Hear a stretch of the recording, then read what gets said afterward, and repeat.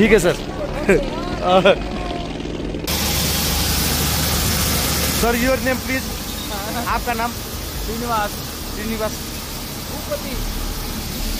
ओम नमः शिवाय। Sudhakar. Okay. Her her Mahadev.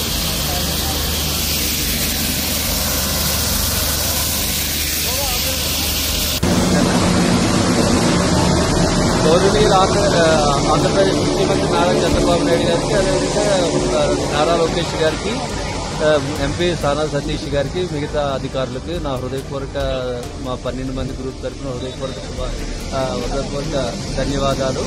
Okay, we are being evacuated today from the Simikot and we will reach Lucknow to Hyderabad and Hyderabad to Vijayawada. Thank you for all your kind cooperation.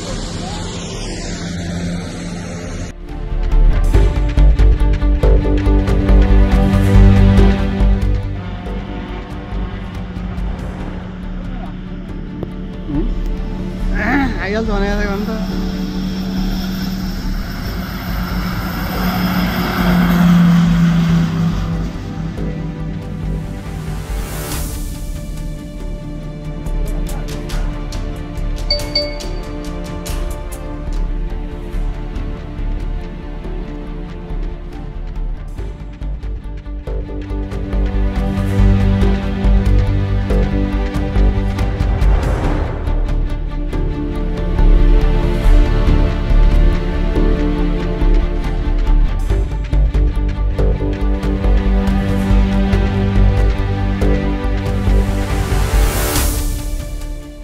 ఇక్కడ కానీ ఒకసారి చూస్తే కఠ్మండుతో పాటు సిమికోట్ లో ఉన్న 12 మంది వాళ్ళని ఇప్పుడు నేపాల్ గంజ్ ఎయిర్పోర్ట్ అంటే యూపీ బార్డర్ పక్కన ఉన్న ఎయిర్పోర్ట్ కి తరలిస్తాం జరుగుతుంది.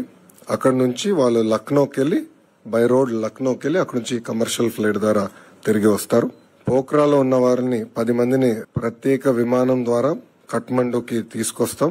అక్కడి నుంచి మనం పెడుతున్న విమానం ద్వారా తిరిగి ఆంధ్ర రాష్ట్రానికి వస్తారు. ఇంకొక 22 మంది హెట్టవడలో ఎవరైతే ఉన్నారో రాక్సాల్ ఎక్కడైతే బీహార్ బార్డర్ ఉందో అక్కడికి వెళ్తారు. వాళ్ళు బై రోడ్ వెళ్ళి అక్కడ ఆల్రెడీ మేము డిస్ట్రిక్ట్ మేజిస్ట్రేట్ వాళ్ళతో మాట్లాడటం జరిగింది. వాళ్ళకి కావాల్సిన ఏర్పాట్లు కూడా ఇమిగ్రేషన్ గా నేను ఏర్పాట్లు ఉంటే కూడా అధికారులతో మాట్లాడడం, అది ఏపీ భవన్ అక్కడ నుంచి సబ్సిక్వెంట్ గా వాళ్ళ ట్రావెల్ కార్యాచరణలు కూడా ఏర్పాటు చేస్తాం జరుగుతుంది. రియల్ టైమ్ గవర్నెన్స్ సెంటర్ లో 10 నుంచి కంటిన్యూస్ గా మానిటర్ చేసి ప్రతి ఆంధ్రుడు తిరిగి వచ్చే వరకు మేమందరం పనిచేస్తాం.